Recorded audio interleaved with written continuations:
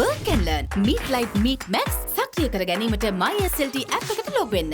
Work and learn. Meet Light Meet Max. සක්‍රිය කර ගැනීමට MySLT app එකට log වෙන්න. වැඩිම ආරක්ෂාව අඩුම මිලකට. කෙටයක් රුපියල් 54යි.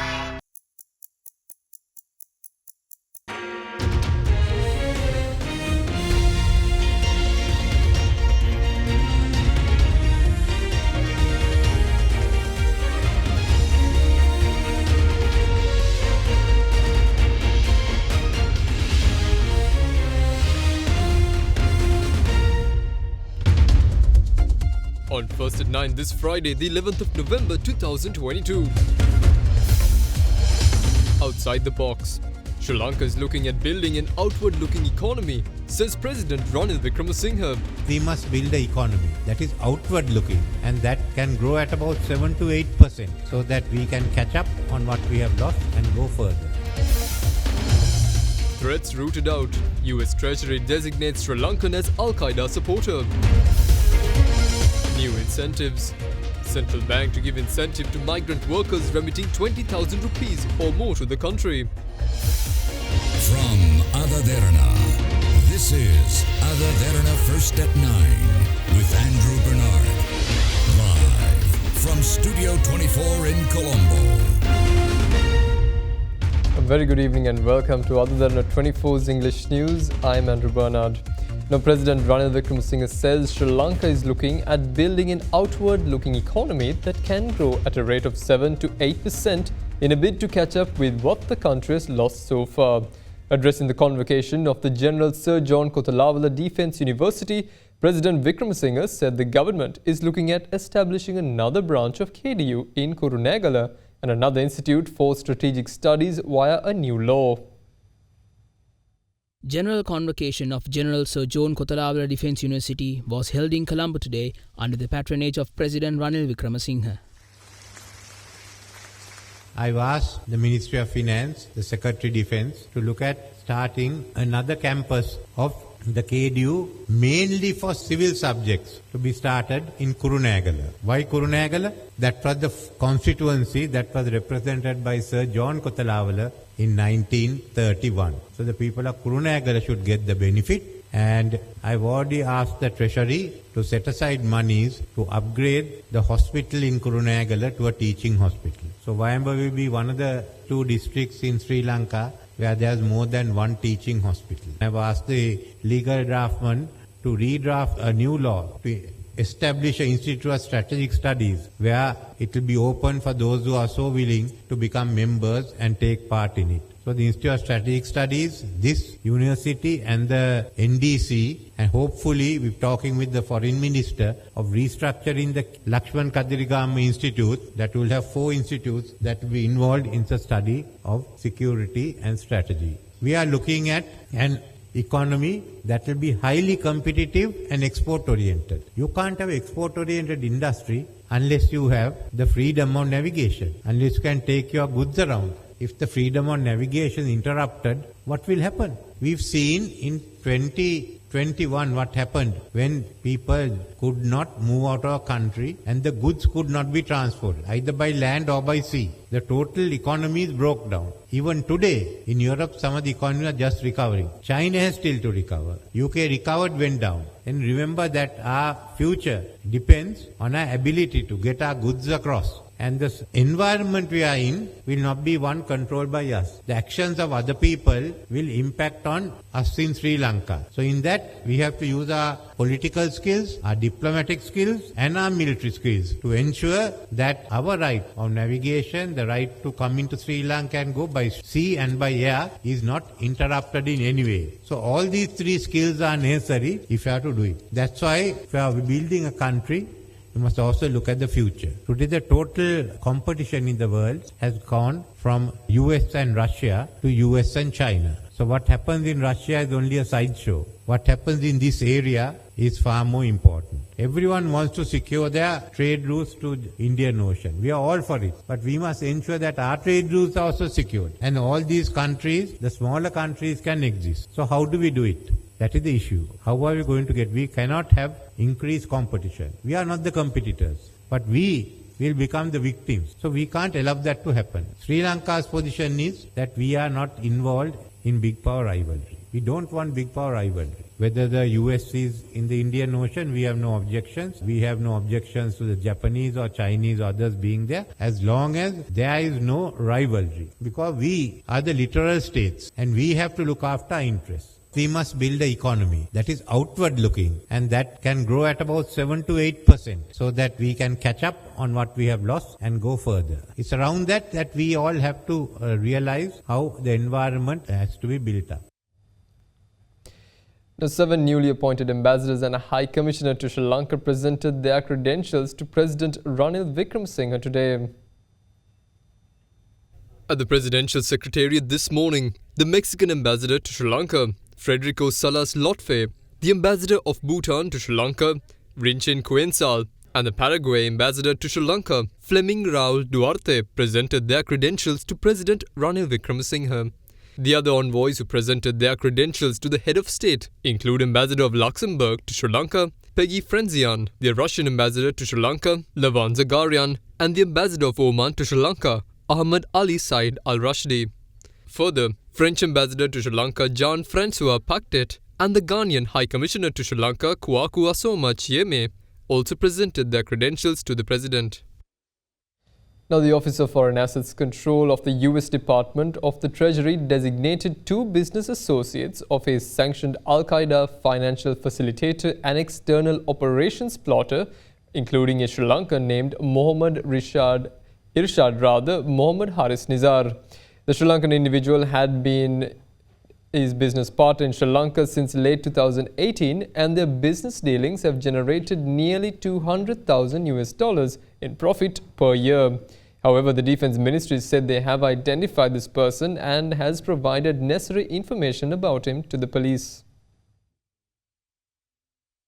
On the 29th of March 2021, Australian police arrested a US-designated Australian national, Ahmad Luqman Talib, who is a financial and operational facilitator for Al-Qaeda and was charged with 1 count of preparations for foreign incursions into foreign states for the purpose of engaging in hostile activities. According to the US organization Counter-Extremism Project, Talib registered his gemstone company as Talib & Sons Private Limited on the 5th of February in 2019 in Mount Waverley in Australia and has conducted financial dealings in Brazil, Colombia, Sri Lanka, Tanzania, Turkey and the Gulf. By using his company as a cover, Talib was able to move funds internationally for Al-Qaeda. According to experts at the Washington Institute for Near East Policy, gemstones which are easy to move and hold value has provided Al-Qaeda a way to evade detection from governments and the private sector who have heightened surveillance of former financial systems to counter the financing of terrorism. In a recent development, the Office of Foreign Assets Control of the US Department of Treasury designated 2 business associates of the sanctioned Al-Qaeda's financial facilitator, one of them a Sri Lankan. According to the US Treasury, Mohammad Mohammad Haris Nizar is a Sri Lankan-based business partner of Talib, and as of mid-2018, Talib and Nizar were joint representatives of the same business. Nizar has been Talib's business partner in Sri Lanka since at least late 2018, and their business dealings in Sri Lanka have generated nearly $200,000 per year in profit. The majority of Talib's income was derived from 1/3 of those proceeds. It is also said that Nizar is also a relative of Talib. Nizar is designated by the US Treasury for having materially assisting, sponsoring or providing financial material or technological support for or goods or services to or in support of Talib. Meanwhile, the other business associate named Musab Turkman is Talib's Turkey-based brother-in-law and business partner. According to the US Treasury, as of late 2018, Turkman had investments in Turkey with Talib. Turkman is designated for the same offence which Nizar is charged with. As a result of this action, all property and interests in property of these individuals and of any entities that are owned directly or indirectly or with other blocked persons that are in the United States or in the possession or control of US persons will be blocked and reported to US Treasury's Office of Foreign Assets Control. Now, party leaders and members of the Committee on Parliamentary Business held discussions pertaining to the draft bill for the establishment of the Budget Office in Parliament. According to the Communication Department of Parliament, this matter was discussed during a special meeting held in Parliament under the chairmanship of the Speaker, Mahinda Yapa Abeyewardena. After discussions on the draft bill, a decision was taken to meet in 2 weeks after further study of the bill.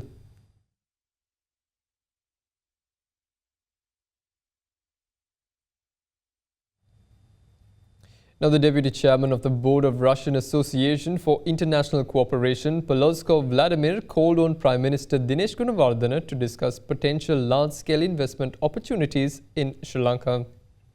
During the meeting at the Prime Minister's office in Parliament yesterday, both parties discussed possible investment opportunities in Sri Lanka in several fields, including industries, ports and shipping. Minister of Plantation and Industries Ramesh Patirana, Sri Lankan Ambassador in Moscow Professor Janita Liyanage, Secretary to the Prime Minister Anura Dissanayake and several other officials, including a chairman of the Board of Directors of a leading development firm in Moscow, were also present at the occasion.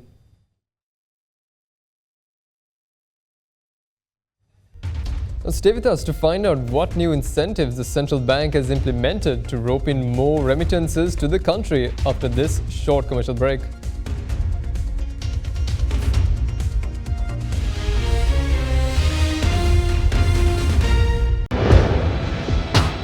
Big 3.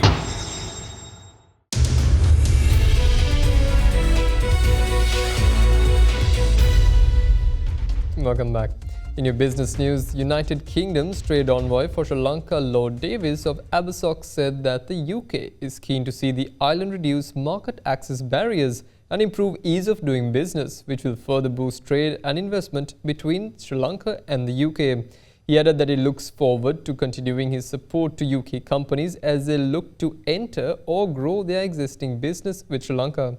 The United Kingdom's trade envoy for Sri Lanka, Lord Davis of ABSOC, who arrived in Colombo on the 9th of November for a 3-day visit in Sri Lanka, concluded his stay today. During his visit, the UK trade envoy held a virtual discussion with the central bank governor, Dr. Nandalal Veerasinghe. The discussion was focused on investment challenges and how to lead Sri Lanka along a pathway to sustainable economic recovery. In the meantime, Lord Davis commented on the meeting he held with women business leaders, saying that he had an impressive discussion with them on the efforts to support more female leadership at workplaces. Lord Davis also had some engaging discussions with government stakeholders and economic analysts on the necessity of free and open market conditions, which the UK champions globally, along with discussions on overcoming economic challenges. He said he looks forward to continuing his support to UK companies as they look to enter or grow their existing businesses with Sri Lanka. In a statement on Lord Davis's visit to Sri Lanka, the British High Commission in Colombo said the UK is keen to see the island nation reduce market access barriers and improve ease of doing business, which will further boost the UK-Sri Lanka trade and investment relationship. Noting that Sri Lanka is a valuable trading partner for the UK, the bilateral trade in 2021 worth €1 billion. With the trade balance in Sri Lanka's favour, the British High Commission stated that the UK is keen to boost trade relationship, particularly in the areas of education and financial services sector, while also finding ways to support Sri Lanka's ambitions on renewable energy and clean transport. Now, the Central Bank of Sri Lanka announced a new incentive scheme for forex remitted by Sri Lankan migrant workers. Accordingly, 1,000 rupees incentive will be given for remitted forex of migrant workers equivalent to 20,000 rupees or more in a single transaction. The central bank said the incentive is granted as reimbursement of transaction costs from licensed banks or remittances receiving agents. According to the central bank, this applies only to remittances received to rupee accounts maintained in licensed banks and over-the-counter cash receipts.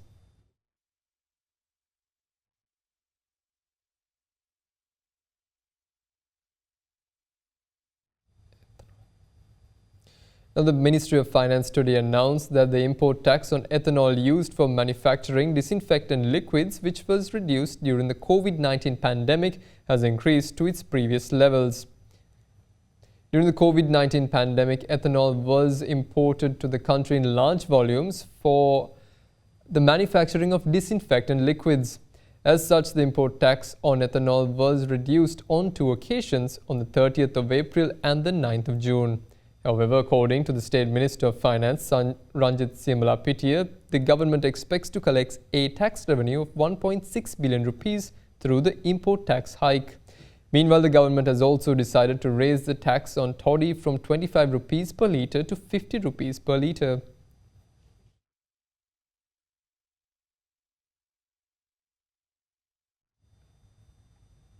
The Sri Lankan shares gained for a third straight session today to end at 1 week closing high as investors brought beaten down shares in small quantities ahead of the 2023 budget presentation on Monday. The all share price index closed 1.2% firmer at 8,419.6, its highest since the 11th of November. The more liquid indexed S&P SL20 closed 0.76% higher at 2,579.68. The SPI meanwhile has fallen 2.1% so far in November after losing 13.4% in October. Market turnover meanwhile was 862 million rupees, lower than this year's average turnover of 3 billion rupees. The market saw a foreign inflow of 90 million rupees, with the total net foreign inflow so far for this year being 17.8 billion rupees. Lanka IOC meanwhile contributed most of the index's gain, ended at 3.2% higher at 179.5 rupees a share, while Haley's gained 2.7%, 72.3 rupees, and Richard Perry's closed 2.4% firmer at 25 rupees and 7 cents a share.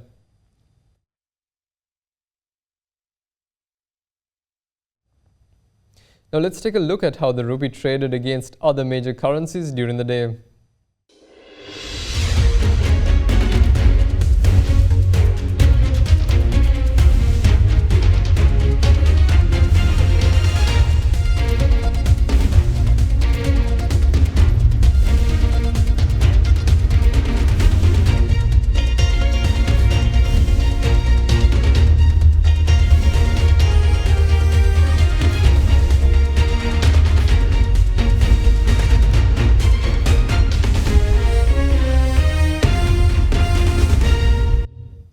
Now, oil prices jumped more than 3% today after health authorities in China eased some of the country's heavy COVID curbs, raising hopes for improved economic activity and demand on the world's top crude importer.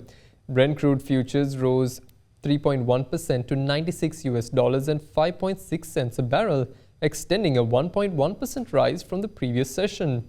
US West Texas Intermediate crude futures gained 3.8% to $89 and 71 cents a barrel, after climbing 0.8% in the previous session. The easing curbs include shortening quarantine times for close contacts of cases and inbound travelers by 2 days, as well as eliminating a penalty on airlines on bringing in infected passengers. Prices also picked up today after milder than expected US inflation reinforced hopes that the Federal Reserve would slow down rate increases, boosting chances of a soft landing for the world's biggest economy. A weaker US dollar also supported oil prices as it makes the commodity cheaper for buyers holding other currencies.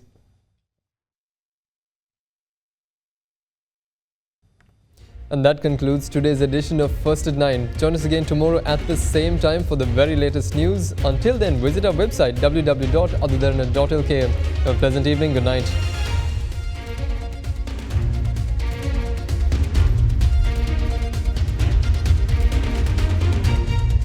For news and information you can trust 24 hours a day, visit AdaDerana.lk.